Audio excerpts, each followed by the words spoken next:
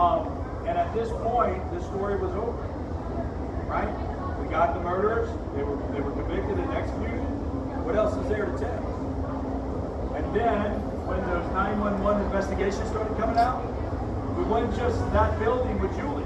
There were several places throughout the city. And there were over 4 dozen 911 calls that came from this apartment. And what the people were calling was, send the police. Someone is arguing on the outside of my balcony who I do not know who they are. These 2 men appear to be breaking in. And the police would come again quickly, lights flaring, sirens going, and they're fine. No one saw them. And at some point, 911 just flagged it as a fraudulent call. So every time people would call, they would get that flag, that fraudulent indicator, and they were like, hey, police are on the way. Not really. And so people wanted to say, wait a minute, we got 4 dozen calls, 2 men sitting on the balcony, and no evidence of ever finding them or arresting them or anything like that. So people started saying, well, didn't something happen here in the 1930s? Wasn't there some horrible murder here? So people start re-looking back at this story. First thing that comes out is an investigation of a police report in Cypress Grove Cemetery in 1936. And her name is still on the grave today. That Emma Carter was being placed in the family tomb. But the cemetery sexton opens up the tomb and he sends a young man to go get the police. When they arrive in the cemetery, they look in this tomb and they're like, what are we looking at? There's nothing in there. And he says, exactly. He said there should be the remains of 2 brothers who committed that crime in 1932. He wrote in a statement that you can still find in the police report that says the grave appeared to be white clean. I've never seen that in the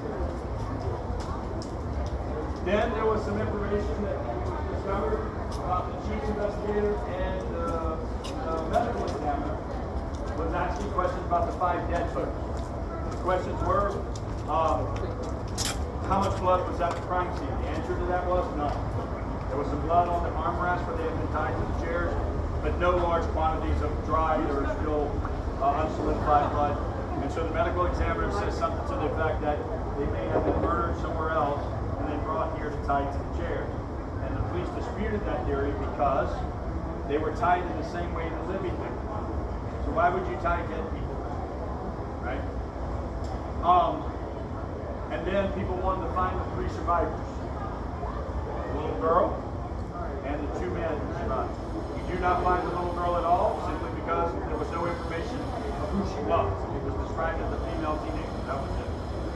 The 2 men's names were recovered, and both men, ironically, were committed to a lunatic asylum just north of Baton Rouge, a place we call Jacksonville. First guy was committed by his family.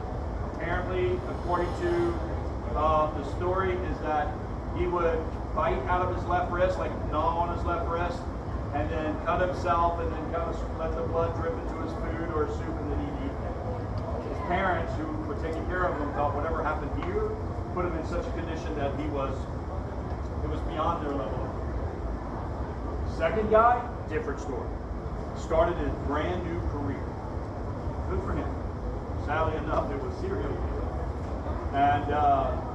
And he had murdered 6 victims. He was tied into 6 victims. They caught him on the 6th victim. But what he'd do is he would strangle you, and then he would take a bite out of the left wrist, very similar to what the first guy was doing. And then 4 of the 6 victims, he actually sliced them. And then he would gnaw upon your internal organs. Now, it's unclear which organ it was. And the big question was, why do 4 and not all 6? There are some people said, well, he might have been in a rush. He was in the process of doing it. Somebody approaching and he gets scared and runs. That's a possibility. The other people believe that it had something to do with the bite mark on the left wrist. And that there was something about the taste of that blood that prevented him going further. Twice out of those 6.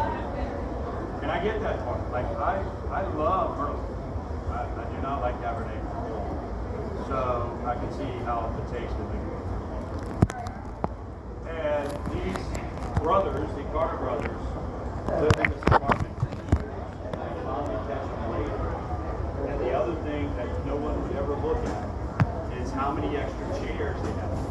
They had over 1,050 chairs in there with twine How many victims did they actually create?